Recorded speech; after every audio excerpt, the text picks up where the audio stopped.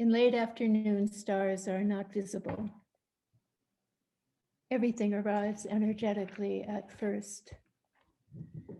I wait to see what I'll recognize as diffuse sky resolves into points of light and glitter. When Venus appears, objects are just visible. Silhouettes seem larger, nearer.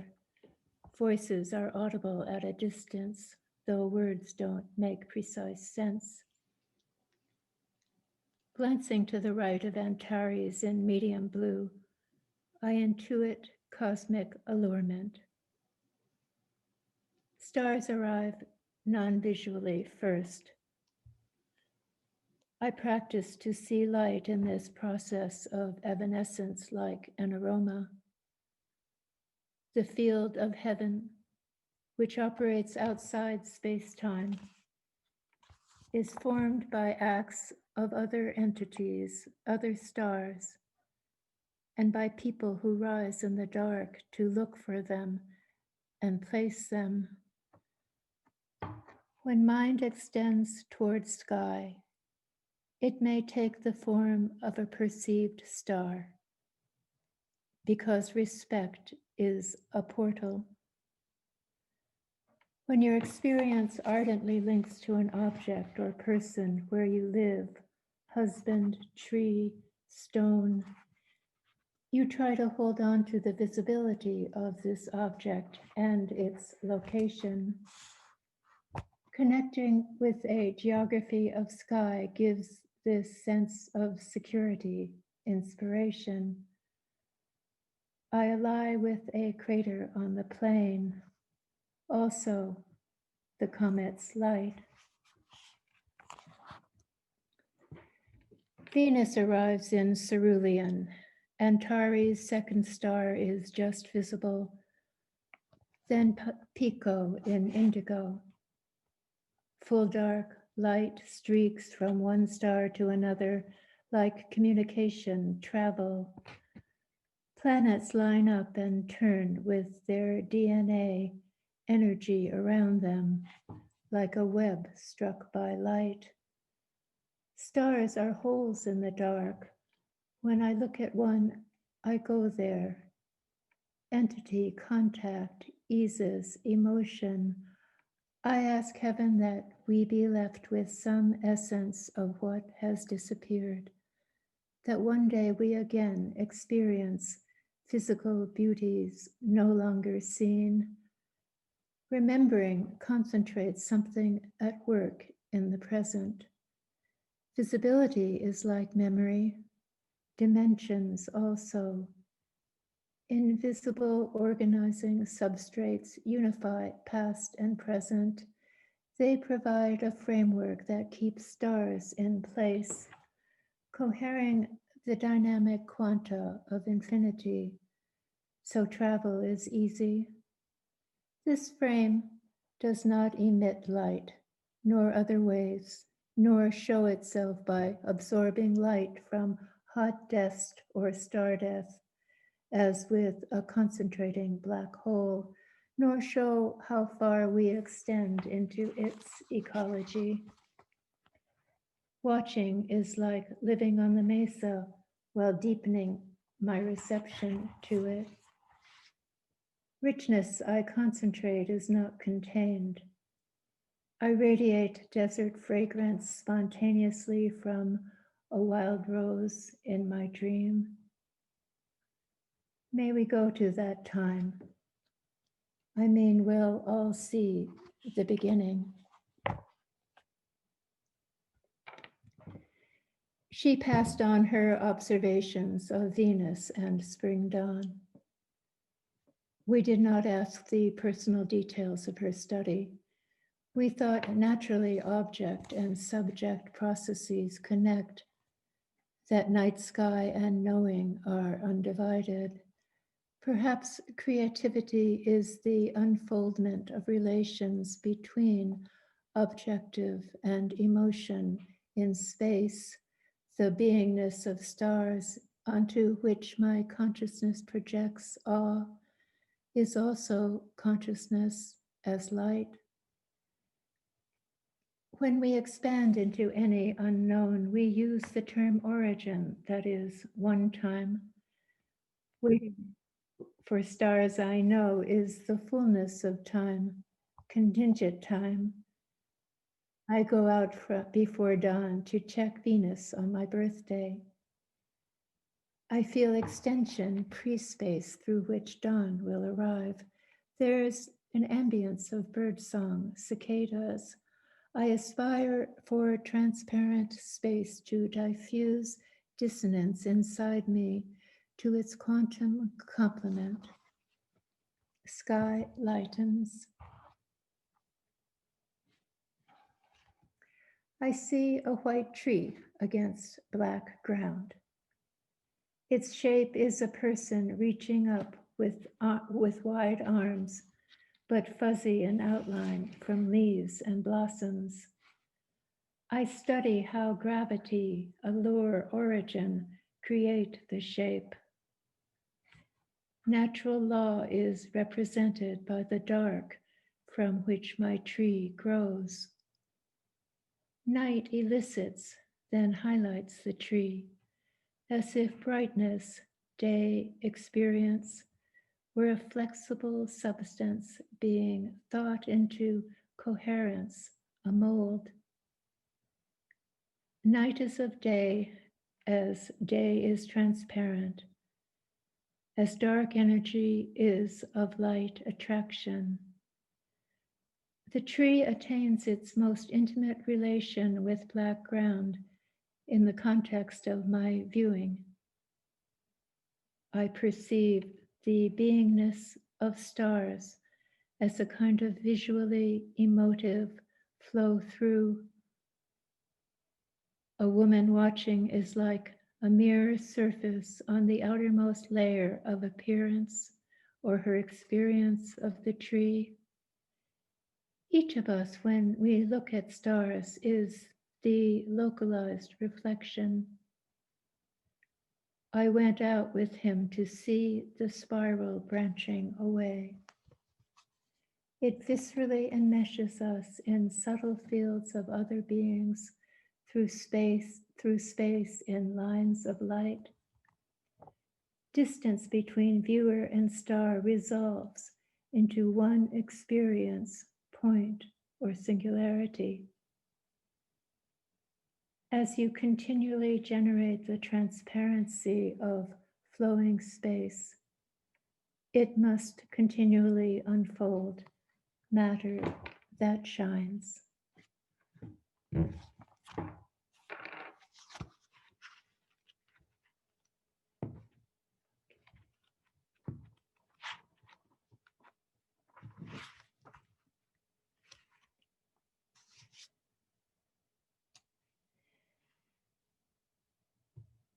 There's a theme in the book about what is a witness and what is scientific evidence and what is emotional truth, or not even emotional, other kinds of truth.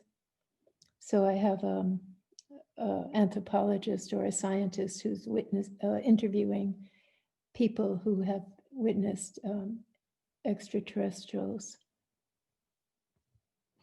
So this poem is called Lux, Lux, and it's also in 4 parts.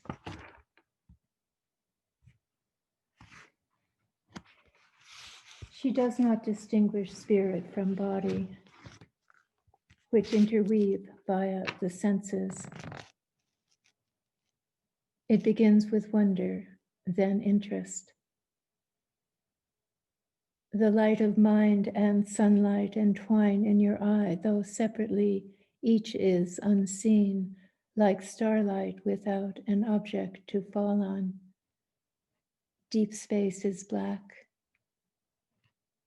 Inner life coalesces with daylight, a spectrum on which fluctuations of light from the object stimulate sight, while you simultaneously enhance your reception until finally you see the ideal within the real. Your consciousness lovingly assimilates new events to enhance cognition that ensouls space. I present physical evidence where applicable, but my interest is in my informant and her words. I learn more about that eureka moment when intense phenomenon becomes transparent to the ideal. Material and imaginary flow into each other through a crack of light, observation between worlds. Juxtaposition becomes a blend of unconscious and external event. The more distant the relation, the more emotional, poetic the perception. For my witness, bright physical light weakens the interpretive. But there are two emanations, one from the eye close to mind, and one from a star, which conjoin. A close encounter inscribes such diffuse liminal boundaries of the imaginary. Psyche becomes increasingly collective as it assimilates with the gorgeous world. It's as if a star offered you the nourishing, ineffable light of a new realism between subject and object, that beings from outer space manifest to you physically is unproven in my field, but still true. Each account is recorded as fact in my notebook. Then I can travel up through light and become more intimate with its star. I wake and see out the window a ball of light swirling above the trees. A woman stands under the trees where certain plants grow. She knots leaves into a symbol using streamers of light. And as I watch, I know I'll remember. My window is the same as light going through it. Luminous is a better word than translucent. When I try to describe her, I draw a star. I saw stars like children's stickers on the window glass. I know if I draw one, I can go there. Darkness is light's resting state in deep space. Transparence can occur all at once, the way your face lights with understanding, or a wave passes you to Andromeda with the swiftness of near and far at the same time. Consciousness may be such a light source with metaphoric power. Thread is a feeling of spiritual connection. Sunlight is love. Language and energy interchange. We can experience a physical event by association, algorithm. A star visitor could be the attribute of such association. Seeing starlight is seeing the visible in the invisible, that fragile, imaginal cloth holding planet and existence together. When I ask if they're literally extraterrestrials or a metaphor from inner realms, she says, there is no difference in significance.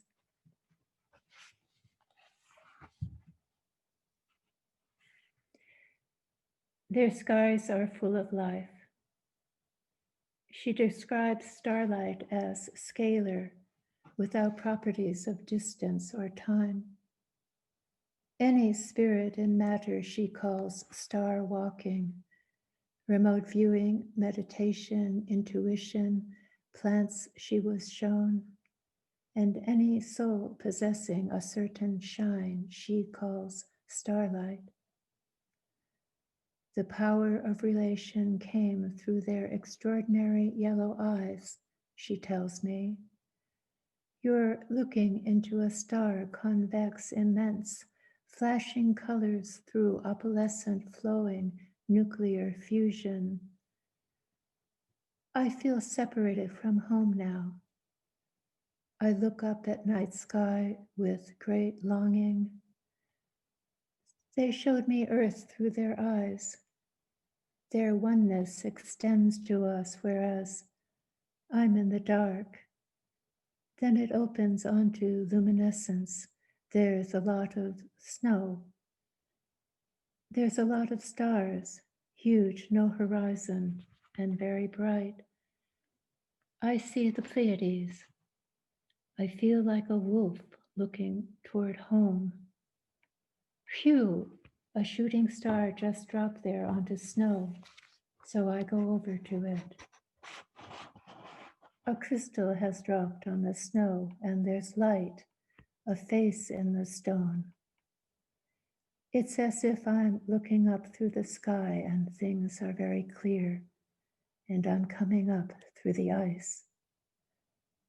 I've been below all this time, and now I see stars.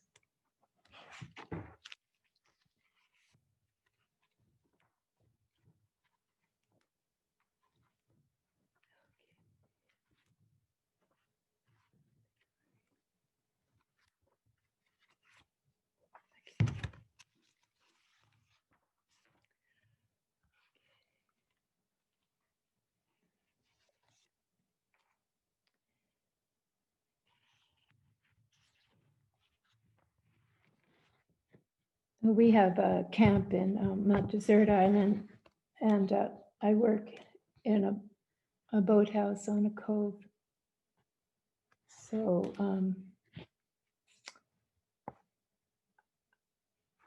this is a poem in 4 parts.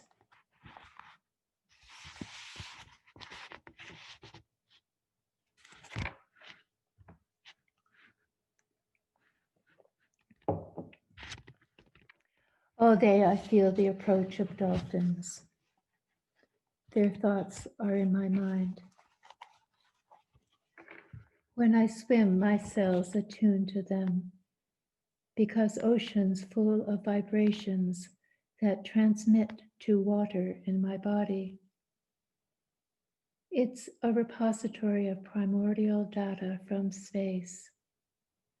All creatures in water can access the Akasha. Tones entering my cells transform into feeling, an awareness of 2 worlds at once. I send back my thought, picture, feeling, and together we form new vibrations of knowledge that had been dormant in me. They're here. I swim out of the cove toward them. So happy I hum, and their answering chorus reverberates across water. We know each other. One dolphin is still far below me. Her form takes shape as she rises silently in bright blue, motionless, sunlit. Thank you for showing yourself, fulfilling a deep longing within my deep memory.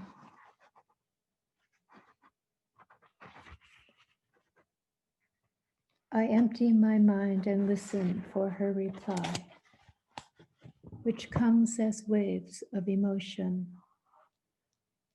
A cloud surrounds me. I expand into its stillness and receive tones conveying information very fast.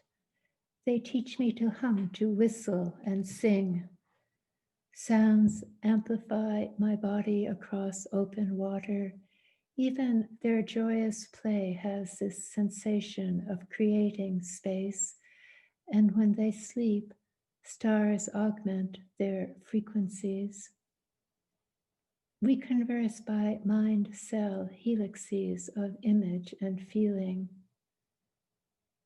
Cosmic legacy, cosmic extension imprint holographically on my heart neurons as dolphin empathy.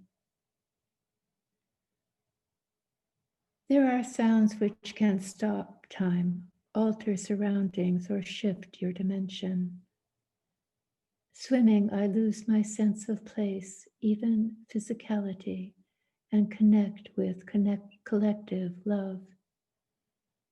They teach me to join my aura with the cosmos by spiraling with me in sound star tetrahedrons, and to love those with whom we merge. Then being is healing through innocence when the animal becomes the teacher. One dolphin swims toward me. I open telepathically and respond. I practice this method of reflection to contact life forms in other space who are trying however they can to meet us. Sirius radiates high frequencies to lighten the dark, denser planets.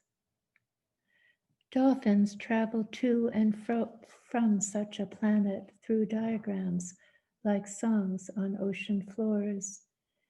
They wish us to participate in overlighting the collectivity of souls in our galaxy and ally with them to access the space sister brotherhood. Through these planetary vortices, dolphins catalyze starlight to refresh water on Earth. Transference between species is both cellular and holographic or geometric, for example. My friend's body is 3D in front and 4D in the back. She exists across dimensions, while appearing so ordinary in her yellow shirt and blue slacks as we walk to the shore. Memory is vibratory like DNA, condensed light, she volunteers. You and I relate through our mutual past on Sirius in Glastonbury, Santa Fe. So I repeat their joyous staccato syllables. I listen to podcasts of no singers and tune to high pitches the Pleiades use for propulsion into our atmosphere using the star codes of dolphins. We've attributes and realities we're not aware of. Dolphins reside in these dimensions like dreams in oceans. They swim within magnetic streams of other entities, angels we've invented, others' heavens, cyclic destiny. I glimpse one jump from its energy band, attracted by my friend's intense aura.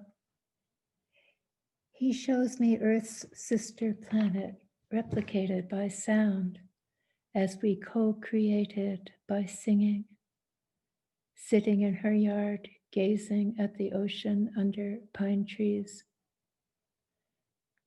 There are messages in clouds, in wavelets on granite, cicada and meadowlark calls. Space travelers materialize morphogenetically from local beauty and merge with us.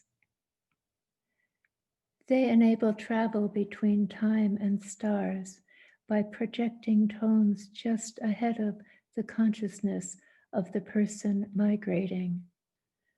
The way dolphins pass me so fast, I don't see the bubbles until they're far out of sight.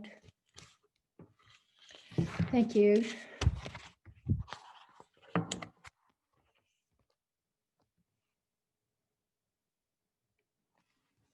think that's all I'm going to read.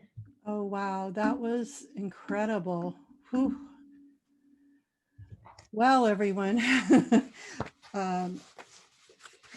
would you like to give her some feedback, ask some questions? Let's see everybody in the gallery. I gotta get my glasses. Okay. I see Charlie Altieri made it. Hi, Charlie. Hi, my dear students. I want to see him. He's here. Say something and I'll put you on let's see. Say something, Charlie. Oh, he won't say anything. I heard such a He's wonderful on mute. I don't know if he knows he's on mute. Sorry. Oh, I heard such a wonderful exchange between Maymay and Charlie Altieri. What was it, maybe 3 years ago at Poets House, Maymay? You two were so brilliant. And that was a wonderful experience also. For my students, Professor Altieri is at the University of California, Berkeley, and he has written on her work. So that's how we know him. Anybody have any questions? I have a question. Andrew? Yeah, thank you so much for reading. I How do- really, how do I see you? I don't have a camera, unfortunately. Yeah, the students sorry. want a camera. Yeah, and we've been trying to get a camera, but it hasn't worked out yet. Anyway, we're But I all was just wondering how nature impacts your works, because every time I read your work, I feel like I'm learning a lesson from what you personify and symbolize through nature. Like the line, "Then being is healing through innocence when the animal becomes the teacher." And my group actually did we did work with your poem Chinese Space, so you also talked a lot about nature in that poem. So I was just wondering how it impacts your work. Well, I'd say it's almost everything. Hmm. I grow more and more to try to feel what you call nature, or I guess I would call it existence or earth as a being, and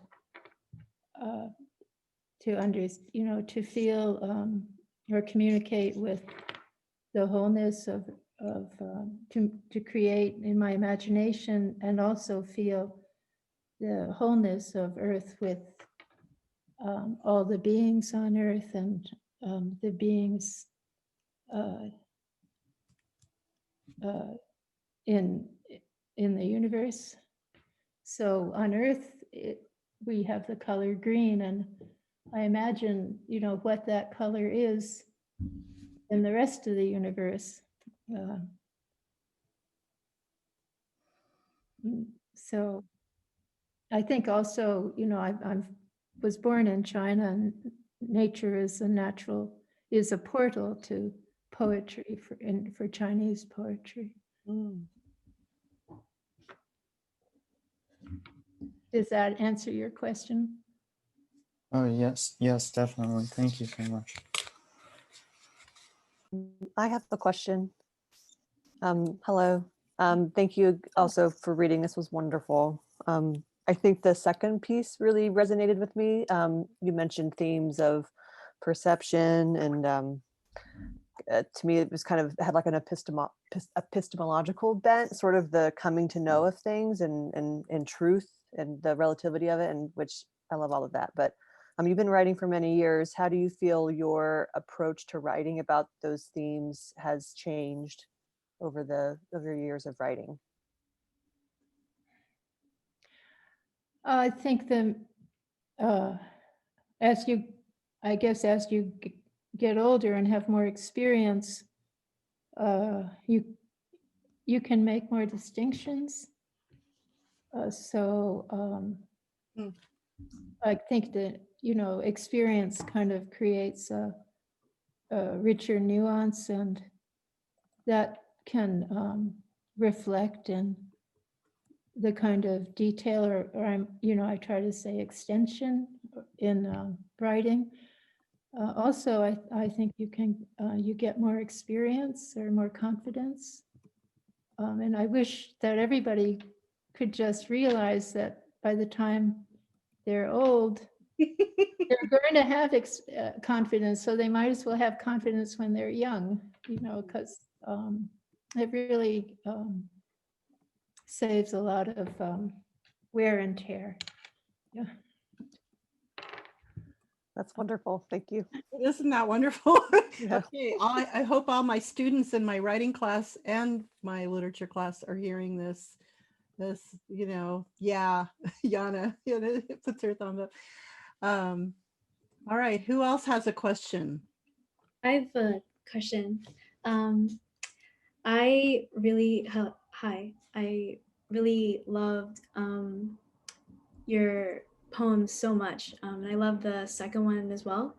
And I also love your reading voice. It's really nice, really soothing, and it really helps me visualize everything that's happening in the poem. But my question is, because I noticed that you used 4 parts for each poem, and I did hear somewhere that or like I learned that in a lot of East Asian culture, like the 4 parts is very like they tend to do things in 4 parts, opposed to like 3, which is very Western. So I want to know, even if that's not the reason why you do 4 parts, but like why is that like a meaning for you? Like why are your poems in 4 parts? Yeah, when I write my first draft, I do it pretty intensely over a few days, and it tends that one day becomes one part. And then I usually have more material than can fit into one poem. So often the poems go on to 5 parts. But I think in some ways I prefer 5 parts because which culture did you say that the 4 parts was? Will you wave your hand? Because I see a lot of faces, but I don't know. Hi. Oh, hi.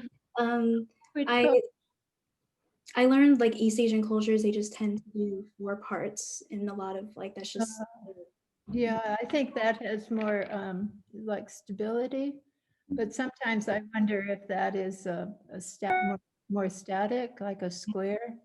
So even though I'm trying to go down to 4 parts from 5 parts, I think that now people don't have time for longer. So I'm trying to make the poems shorter.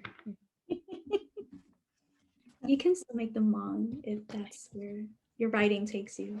But thank you for Oh, thank you, Kirsten, for encouraging her to write longer. I'm noticing the listening poem in her new book, which is such, I think, was everything you read today from a treatise on stars? Yeah. Yeah, it was beautiful. The poem called Listening, which is about the dolphins. I'm not sure if that's exactly what you were reading. It didn't seem quite the same text, but it has 4 parts and a No, I have 2 poems about dolphins. I read singing. I read singing. And this has 4 parts and coda. So that's an interesting way to have a 5th part, by offering a coda. But other questions? Yeah, I want to ask her something. Yeah, Melanie. Okay, you, and then Yehuda is next. Hi. Okay. Thank you so much for the reading. Your poems are amazing. My question is about how has the quarantine and this situation that we are now affect your poems and your writing? Like, have you come out with new poems, or it has affect like your writing? Well, that's I think that is a big question for all of us. How can I say? I was so grateful that my book came out just before, I think its publication date was February. So very, very grateful for that. However, my husband and I both came down with the COVID, and we had a very intense acute cases, and we're still, and we in March, and we're still a long way from recovering. So that has been a huge experience, and existentially to experience the virus, like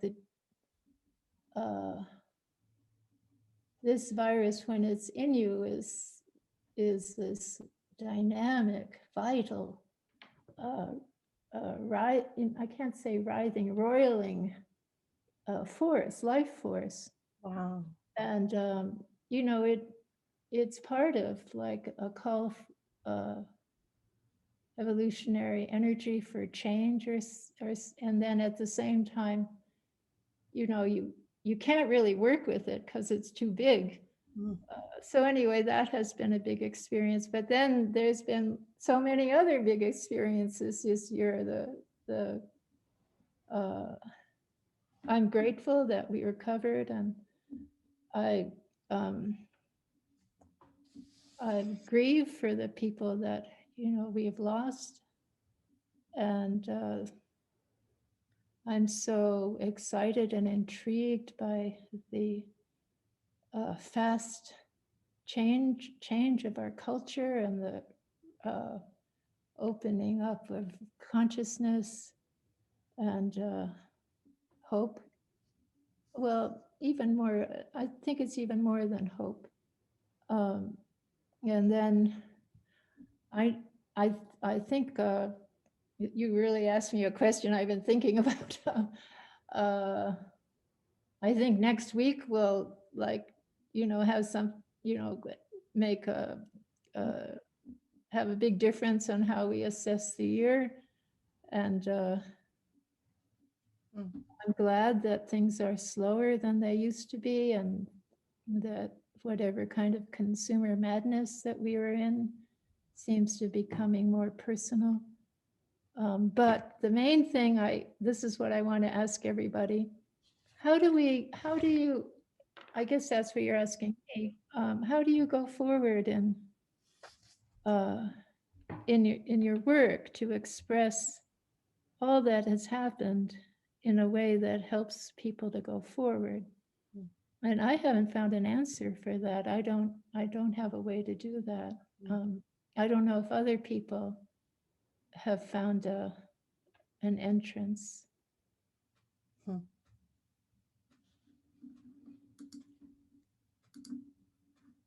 Whew. Yehuda, would you like to ask a question?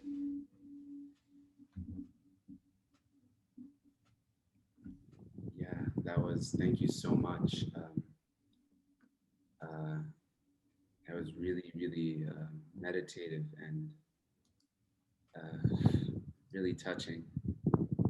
But I felt like I was taking on this whole journey through like multiple realms of consciousness and existence. And there were points I didn't know, like, if I was reading, if who was reading,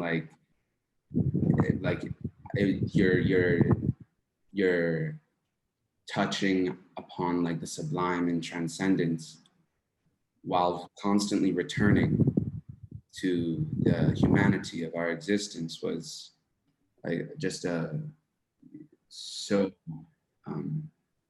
I even struggle to put it in words because it's almost like a certain type of truth which poetry captures so well that can't really be coined into words, but somehow you did it and it just kind of hit. And I'm curious, what message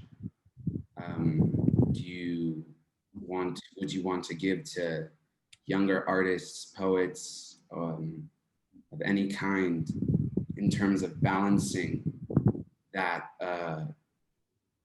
personal experience of transcendence while coming back into like the ego of the human, and putting out that art, which is kind of the egoic existence of the artist. Because I, like myself, I always struggle with whether I should put this out, like as you, because I feel like it's just becoming a part of the problem of like the whole consumer society when so much things are just being put out, and not really touching upon any part of the essence of what the purpose of art, whatever that is. I don't even know if that was a question, but what I guess what message advice would you give to that that dichotomy of like ego versus transcendence, which are both a part of this experience, but in terms of like dispersing art into the public realm for to share with all of us. Well, I think you have to trust both those things. And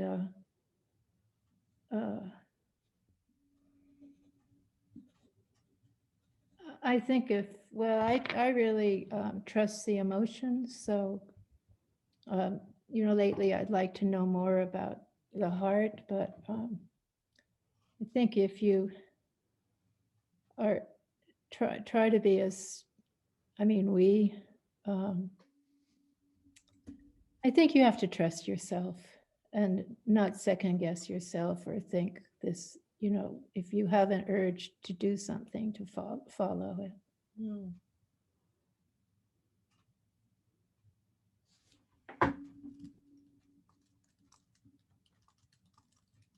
Thank you.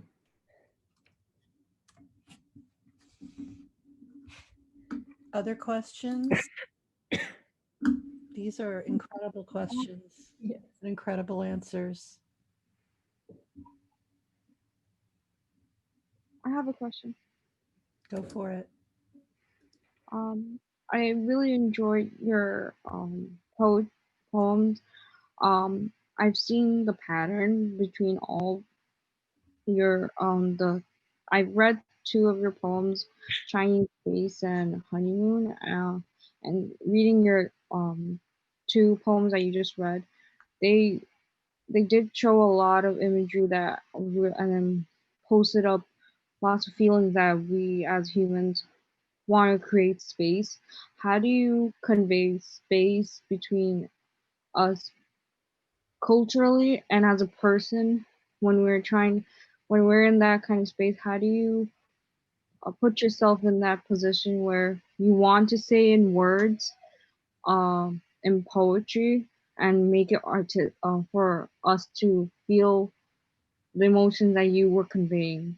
Do you convey yourself as you, or your as other perspectives as well, if that makes sense?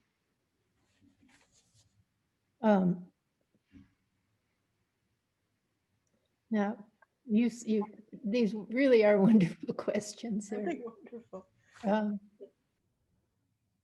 not sure what the question you're asking. I don't use I don't use like myself as an autobiographical person. The few times I do that, it for my own work, it doesn't seem to be strong. I try to. I think for myself, the persona of my poems is more of a composite voice of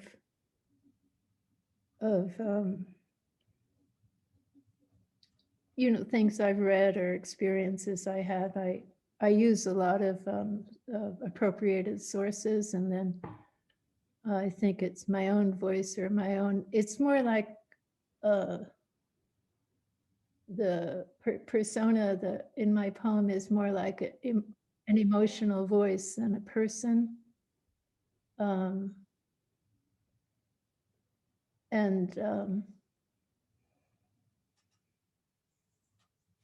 I think I use space and distance throughout my poetry, and I think that is a lot about the intimacy between people. Partly that comes from being from another country or from another language.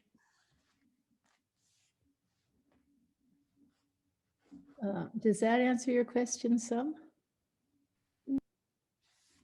Yes, it does. I'm just wondering how you put yourself out there, like when you write your poetry, how do you depict these emotions using um illusion and these imagery? Like, does that always follow through all your poetry? Poems. I'm sorry. Yeah, I think it's sometimes I choose the images or the material first and let them tell me what the emotion is that I'm trying to express. Um, and sometimes I think of emotion, but I don't have a goal in mind when I start writing. Like I will work with the material that I've gathered, and then it becomes a kind of story of a person or emotional experience. Because, well, that's what I was trying to, oh, now I can point at you, but you don't know I'm pointing at you. You, you know, when you have an urge, a creative urge, or a feeling or a hunch to go somewhere, you know, that comes from many layers of existence depth, and so you don't have to know why you have that feeling, but trust.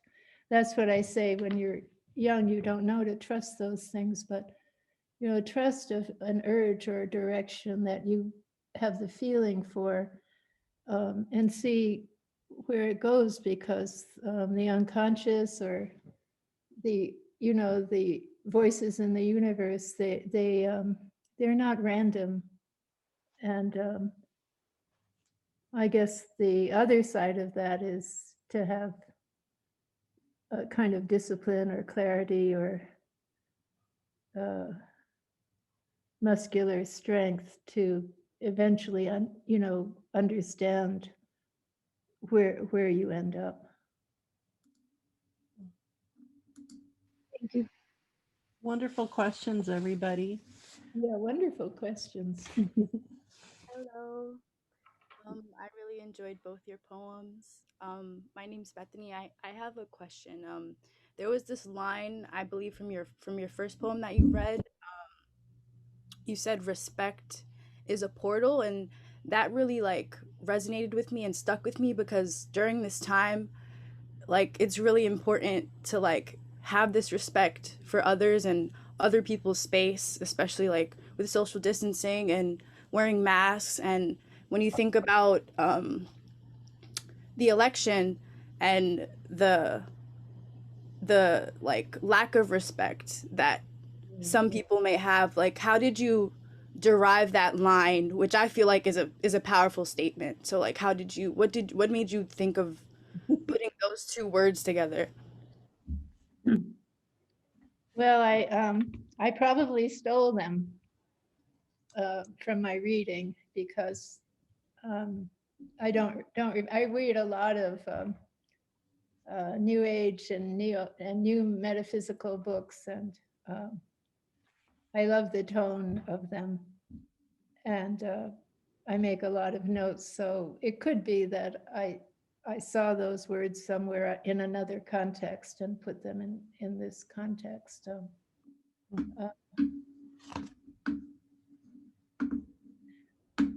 It's I guess respect is a kind of listening too.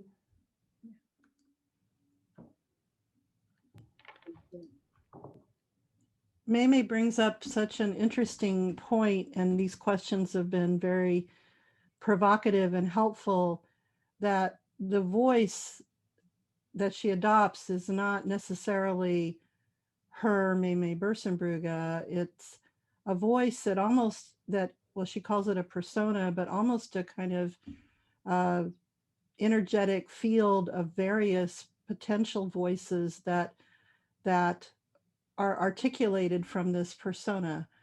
And so I don't really have a question about it, but what she does though, by pulling in all of these other lines and other words from other sources, is she recontextualizes them. She puts them in a new context.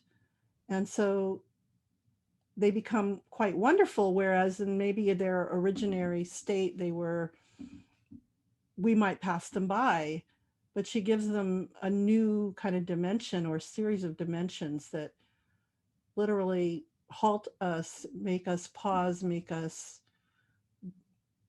maybe go into other spaces.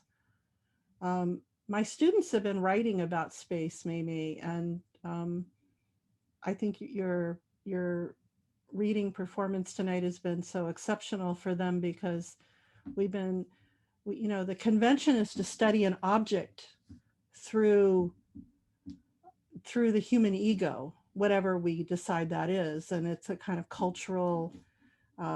culturally laden concept. So we approach this object, and we in American culture tend to be very dominating in our approach into what we describe, what we feel is ego, and we dominate the object. But your approach is to gather these materials around you, which may consist of objects in space, and let them speak to you and through you. And so I'm mesmerized by the poem Listening in your new book, because it is all about, and this is what the dolphins do. I mean, there's this whole other series of layers of reality where we're responding not just to animal life and plant life, but to everything around us, and everything around us responding to us, like the stars in the universe that's ever expanding that you describe in this book, which is such a wonderful new book of yours. So other questions, other comments? Anyone want to make some comments? Yana? Yeah, I really enjoyed your poem Lux. The theme of like truth and spiritual truth and physical truth and scientific truth like really resonates with me. Especially as like a engineering student who's like minoring in creative writing. I really like that you kind of marry like science and art together. Like you blend the physical and the metaphysical and like natural and mystical themes really well. And I want to know how do you do that? And I guess my second question is, where do you get your inspiration? I think that's been a natural, a characteristic urge of my work since I was your age to to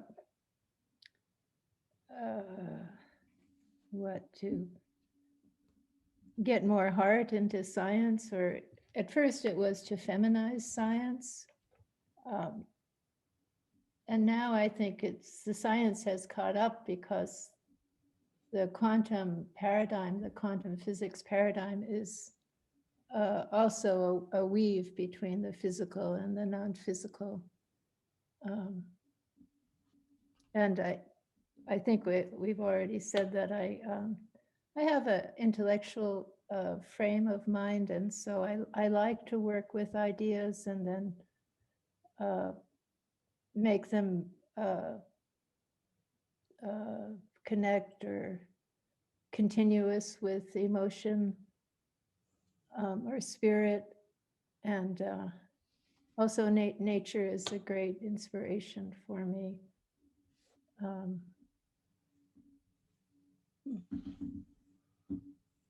My family and my Chinese family were all mathematicians and scientists. Mm.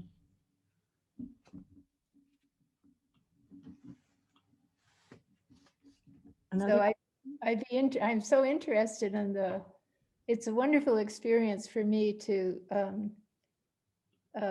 meet you all and to experience your generosity and your response. And because I don't, well, this year we don't see anybody. And so I really thank you for inviting me to your class and everything that you have to say. Well, I guess on that note, we should thank her and tell her how wonderful it's been to hear her read tonight. And we don't want to exhaust her further. But yeah, well, you have 3 different classes from City College, and you have other people from many other eras here that who are You participating. have a wonderful teacher. Oh, maybe 2 people think that. Anyway, thank you so much, Maymay. This has been a fabulous experience to hear you read from the new work and to hear, to see you in New Mexico with the light on your face and shoulder and the background, the high New Mexico, the northern New Mexico sun going down, and just to hear these words, I'm so moved. At one point I just had tears in my eyes coming down. And your questions, everybody, geez, you're amazing. Beyond your years. So on that note, would anybody like to say anything else, or shall we say goodbye? It's hard to say goodbye, but Netta, I see you there. Would you like to say anything? It's been such an honor and so enjoyable to hear you read. I'm a former student of Laura's, and I think I wrote a lot on your book, Endocrinology, dove so deeply into that. And hearing you speak about your other work, it just, for me, tied all my sort of unanswered questions about your work. But you're a tremendous poet, and we're so lucky to have Laura Hinton, who brought your work originally into our lives and continues to really help us expand as artists, as researchers, as writers, and to see you read here today. Thank you. Maymay, It's mutual.